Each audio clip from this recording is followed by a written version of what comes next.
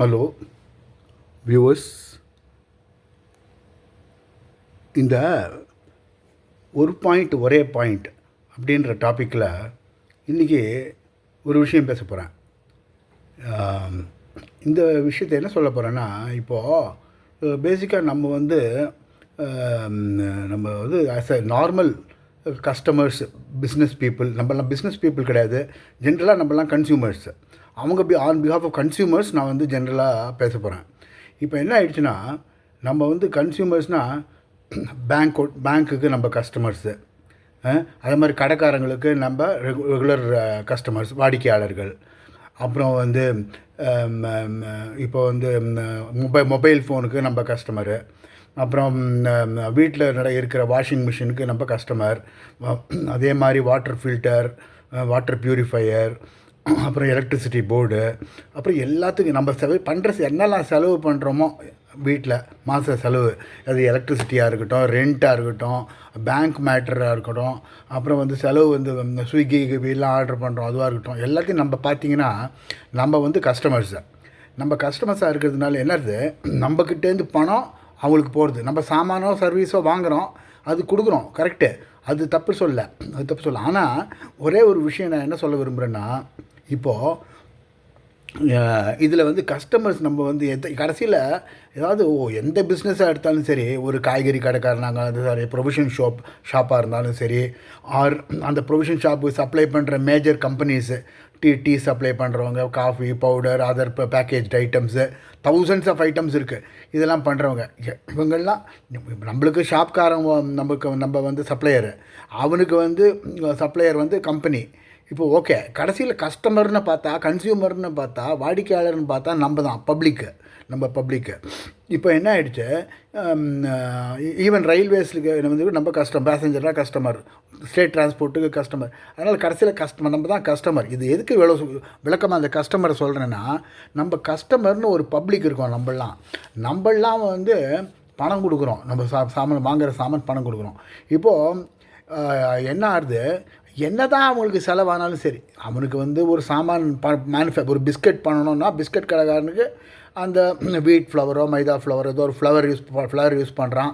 அப்புறம் அதுக்கு கீயோ ஏதோ பட்டரோ யூஸ் பண்ணுவான், சுகர் யூஸ் பண்ணுவான். அப்புறம் அவனுக்கு வந்து மிஷின் வாங்கி அதை பண்ணணும். அப்புறம் வந்து அதெல்லாம் ஸ்டோர் பண்ணணும், அதுக்கு இன்ட்ரெஸ்ட் காஸ்ட் ஆகும், அந்த காஸ்ட் ஆகும். அப்புறம் வந்து அவனுக்கு வந்து அட்வர்டைஸ்மெண்ட்டுக்கு காஸ்ட் ஆகும், எல்லா காஸ்ட் ஆகும். இப்போ என்ன ஆகுதுன்னா, எல்லா காஸ்ட்டையும் தாண்டி அவன் அதுக்கு மேலே லாபம் அடிக்கணும், ஒத்துக்கிறேன். இப்போது லாபம் அடிக்கிறோம். அதில் ஒரு ரெண்டு விஷயம் இருக்குது. இதை பற்றி இந்த லாபம் அடிக்கிறது எவ்வளோ பர்சன்ட் லாபம் அடிக்கணுன்றது அப்புறம் நான் அதை பற்றி கடைசியில் சொல்கிறேன். அதுக்கு முன்னாடி மெயின் பாயிண்ட் ஒன்று சொல்கிறேன். இப்போ இந்த கஸ்டமர்ஸை பற்றி எதுக்கு சொல்கிறேன்னா, நம்ம தான் கஸ்டமர் பப்ளிக்குன்னா என்ன ஆகுது, என்ன தான் செலவு பண்ணாங்களோ அவங்களுக்கு கடைசியில் எல்லாத்தையும் கஸ்டமர் தலையில் போட்டுற வேண்டியது போட்டு, அதனால் அந்த காஸ்ட்டு செலவு பண்ணுறதுல ஒரு கண்ணுங்கருத்துமாக இருக்க மாட்டாங்க.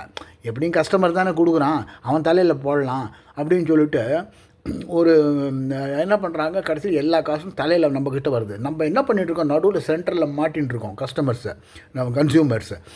எல்லோரும் நம்மக்கிட்ட இந்த பணத்தை பிடுங்க பார்க்குறானுங்க.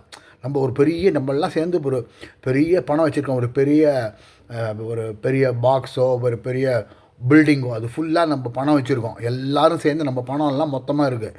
அதுலேருந்து எவ்வளோ எக்ஸ்ட்ராக்ட் பண்ணுறதுன்னு ஒவ்வொரு பிஸ்னஸ்காரனும் பார்க்குறான். எவ்வளோ முடியுமோ எக்ஸ்ட்ராக்ட் பண்ணி அவன் லாபம் அடையணும்.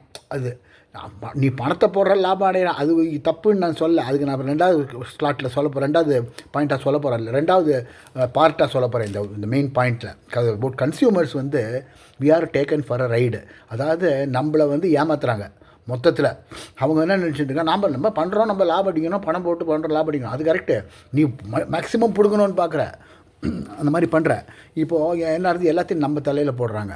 நம்ம போட்டுட்டு நம்மள இதில் என்னென்னாக்கா, இப்போ மிடில் கிளாஸு, லோயர் மிடில் கிளாஸில் இருக்கிறவங்கெல்லாம் அவங்க தான் கொஞ்சம் கஷ்டப்பட போகிறாங்க. இப்போ ஹையர் மிடில் கிளாஸில் இருக்கிறவங்க பரவாயில்ல, எப்படி செலவு அப்படி தான் ஆகிட்டு இருக்கோம், வருஷம் செலவு ஜாஸ்தியாக ஆகிடும், நம்மளும் சம்பளம் ஜாஸ்தி ஆகலை, அதனால் நம்ம பிஸ்னஸில் நிறைய பணம் பண்ணுறோம்ல அவங்க, அதனால் ஒன்றும் பரவாயில்ல, கொடுக்க வேண்டியது தான். அது அப்போ ரிச் பீப்புள் கவலையே வேண்டாம், அது பணத்தை பற்றி எவ்வளோ செலவாக இருந்து பற்றி கவலையே இல்லை அவங்களுக்கு. எடுக்க வந்துகிட்டே இருக்கும், அவங்களுக்கு இருக்குது ஏற்கனவே. ஹையர் மிடில் கிளாஸ் கிளாஸும் அப்படி தான். இப்போ middle and lower middle class, poor people விட்டுடுங்க, ரொம்ப புவர் பீப்புள், அவன் வந்து எதையோ சாப்பிட்றான், அரிசியை சாப்பிட்றான், அவ்வளோதான். அதுக்கு மேலே அவனுக்கு ஒன்றும் இல்லை. வெறும் அரிசியும் மோரும் தான் அவன் சாப்பிட முடியும். மேக்ஸிமம் அரிசி ஃப்ரீயாக கொடுக்குறாங்க, மோர் பால் ஏதோ வாங்கி மோர் விற்கிறான்னா கடையில் மோருக்கு வாங்கி குடிக்கிறான்னு வச்சுங்க, அது ஒன்றும் அவ்வளோ விலை ஆகாது. கடையில் மோர் வாங்கிட்டு அதில் 2 பங்கு தண்ணியை விட்டு மோரை வாங்கி ஒரு பச்சை மிளகா ஊறுகாய் எதாவது சாப்பிட்டு அவன் வயத்தில் விடுவான், அவ்வளோதான். அவனுக்கு சுகர் வியாதி வந்தாலும் கவலை இல்லை, அதை பற்றி இல்லை. வெரி புவர் கிளாஸ் விட்டுங்க, அவங்க நம்ம ஒன்றும் பண்ண முடியாது.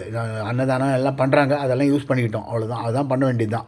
நிறையா தர்ம சிந்தனை இருக்கவங்க கொடுப்பாங்க, அதெல்லாம் அவனோடது. அவன் எப்படியோ அது ப்ராப்ளமாக ட்ரீட் பண்ண முடியாது. ட்ரீட் பண்ண முடியாதுன்னு இல்லை, ட்ரீட் பண்ணுறதில்ல யாரும், அது இக்னோர் பண்ணிட்டாங்க. புவர் பீப்புளை கம்ப்ளீட்டாக இக்னோர் பண்ணியாச்சு. இப்போ ஏதோ அரிசி கொடுக்குறாங்க, அது கொடுக்குறாங்க, கொஞ்சம் கொடுக்குறாங்க.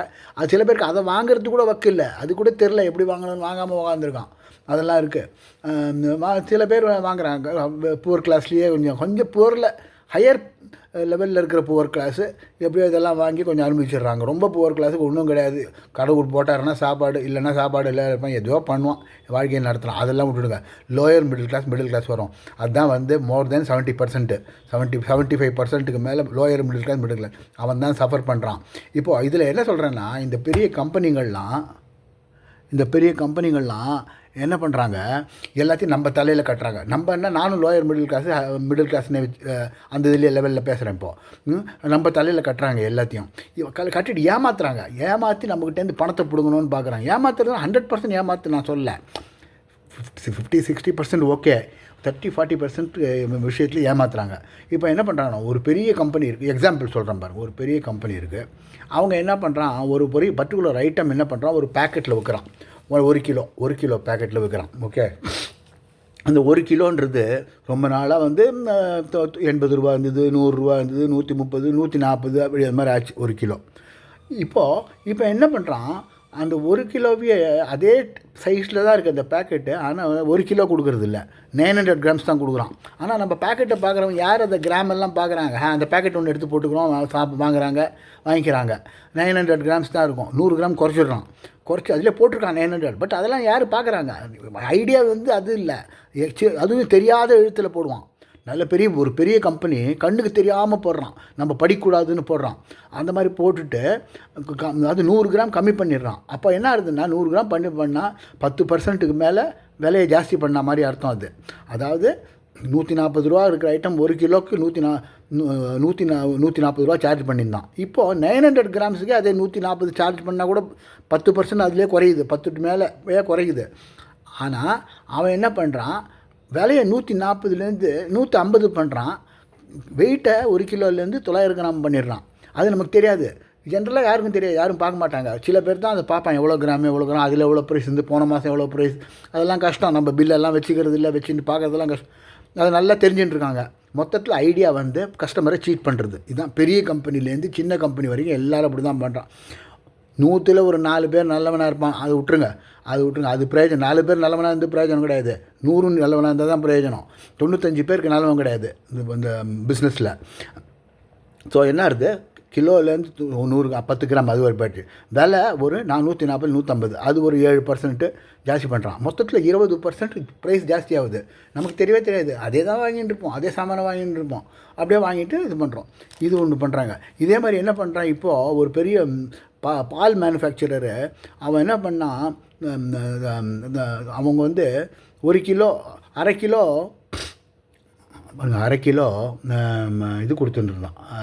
இப்போ பால் மேனுஃபேக்சரர் ப்ரைவேட்டில் அரை லிட்டர் வந்து விலை ஜாஸ்தி அவங்களுது. அரை லிட்டர் 28 ரூபா விற்றுந்தான், 28 ரூபா விற்றுந்தான். இப்போ என்ன பண்ணிட்டான், அரை லிட்டர்லேருந்து 450 கிராம் பண்ணி, ஆனால் பார்க்குறதுக்கு பேக்கெட் அதே மாதிரி தான் இருக்கும், சைஸ் எல்லாம் ஒன்றும் டிஃப்ரென்ஸ் இல்லை, அதே பேக்கெட்டை வச்சுடுறது. எல்லோரும் அரை லிட்டர்னே வாங்கிப்பாங்க. அது எடுத்து யார் கேட்குறாங்க, இது அரை லிட்டரா 450 கிராம், அவன் 450 கிராமை குறைச்சிட்டான்.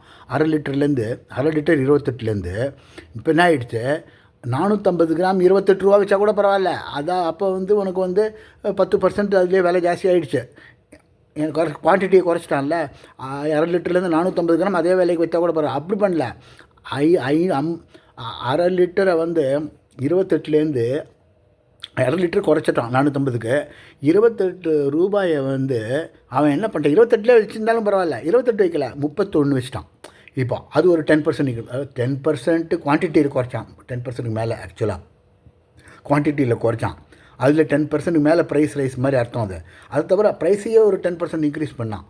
அப்போ என்ன ஆச்சு, 21% பால் விலை இன்க்ரீஸ் ஆகிடுச்சு. யாருக்குமே தெரியாது, ப்ரைவேட்டில் வாங்கினே போயின்ட்டுருக்காங்க. அதுவும் நான் சொன்னேனே, அந்த upper middle class and upper class இருக்காங்க அண்ட் ரிச்சர் கிளாஸு, இவங்கெல்லாம் என்ன பண்ணுறாங்க, அதை பற்றியே கவனிக்கிறது இல்லை. அது எவ்வளோ கிராமு, அது ஏதோ வாங்க வேண்டியது போக வேண்டியது.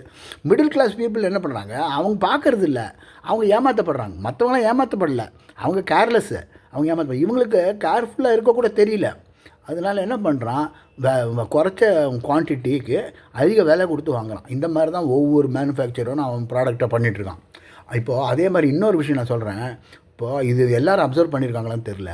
இப்போ சுகர் இருக்குது இல்லையா, சுகர் இப்போது ஒரு காலத்தில் சுகர் வந்து ஒரு 1.25 ஸ்பூன் போட்டால் எனக்கு கரெக்டாக இருந்தது. 1.25 ஸ்பூன் போட்டால் சுகர் கரெக்டாக இருந்தது இவ்வளோ காப்பிக்கு. இப்போ என்ன ஆயிடுச்சு, 1.25 ஸ்பூன் போட்டால் தான் சரியாக இருக்குது. அதே மாதிரி சரியாக இருக்குது. நான் ஒன்றும் நிறைய ஸ்வீட் சாப்பிடல, அதே தான் சாப்பிட்றேன். ஏன்னா நான் நினைக்கிறேன் இது கரெக்டான யாராவது சுகர் இண்டஸ்ட்ரி இருந்த எக்ஸ்பர்ட் தான் சொல்லணும். அந்த சுகரோட இனிப்பு தன்மை இருக்குல்ல, அந்த sweeting the quality of sweetness இருக்குல்ல, அந்த அந்த இந்த ரிச்னஸ் ஆஃப் த ஸ்வீட் இருக்குல்ல, ஸ்வீட்னஸ்ஸை அதே வந்து அது குறைச்சிட்டான். இப்போ வந்து ஒரு ஸ்வீட்டை அளக்க முடியும்னு வச்சுங்க. 1 கிலோவில் சுகரில் ஃபார் எக்ஸாம்பிள் 100 இருக்குது ஸ்வீட்னஸ் அப்படின்னு வச்சுங்க. டோட்டல் ஸ்வீட்னஸ் இன் 1 கிலோ 100 இருக்குன்னு வச்சுங்க. எப்படி எனக்கு மெஷர் பண்ணுறது சொல்ல தெரியல, ஆனால் நீங்கள் எப்படியா புரிஞ்சுங்க. 1 கிலோ சுகரில் ஸ்வீட்னஸ் மாத்திரம் எடுத்தால் இவ்வளோ ஸ்வீட்னஸ் 100 ஸ்வீட்னஸ் இருக்குதுன்னு வச்சுங்க. இப்போ என்ன ஆயிடுச்சு, 1.25 கிலோவில் தான் அந்த ஸ்வீட்னஸ் வருது. அதை என்ன பண்ணியிருக்கான், அந்த சுகரோட ஸ்வீட்னஸை குறைச்சிட்டான். அப்போ என்ன ஆகுது, 1 கிலோ நீ அதே 1 கிலோ வாங்கினா அந்த 100 ஸ்வீட்னஸ் உனக்கு கிடைக்காது, கொஞ்சமாக தான் கிடைக்கும், 80 தான் கிடைக்கும். அதுக்காக நீ என்ன பண்ண, 1.25 கிலோ சுகரை வாங்கினா அந்த 100 ஸ்வீட்னஸ் வரும். இப்போ என்ன ஆகிடுச்சு, என்ன பண்ணிட்டான், 1 கிலோலேருந்து 1.25 கிலோ வாங்க வச்சிட்டான் நம்மளை அதே ஸ்வீட்னஸுக்கு. அப்போ என்ன ஆகுது, அப்புறம் அந்த 1 கிலோ சுகரையே அதே ஸ்வீட்னஸ் வச்சு விலையை ஜாஸ்தி பண்ணாலே 10% பண்ணலாம். அப்படி பண்ணால் கூட பரவாயில்ல. இப்போ என்ன பண்ணிட்டான், அந்த 1 கிலோ சுகரில் ஸ்வீட்னஸை கம்மி பண்ணி நம்ம 1.25 கிலோ வாங்க வச்சிட்டான். ஸோ 1.25 கிலோ வாங்க வச்சு சுகர் விலையை இன்க்ரீஸ் பண்ணிட்டாங்க. அது அப்பப்போ இருக்கும். சுகர் விலை அப்படி தான் எல்லாருமே ஒத்துக்கிறாங்க. சுகர் விலை ஆமாம்மா, சுகர் விலை இன்க்ரீஸ் தாங்க ஆகும். அது என்ன பண்ணுறது, எல்லாமே தான் விலை ஜாஸ்தி ஆகுது. அப்படி இல்லை, எல்லாமே தான் விலை ஜாஸ்தி ஆகுது. அதுக்காக குவான்டிட்டியை குறைச்சி விலையை ஏற்றணும்னு சொல்ல, நீ விலையை மாத்திரம் ஏற்ற ஒத்துக்கிறேன்.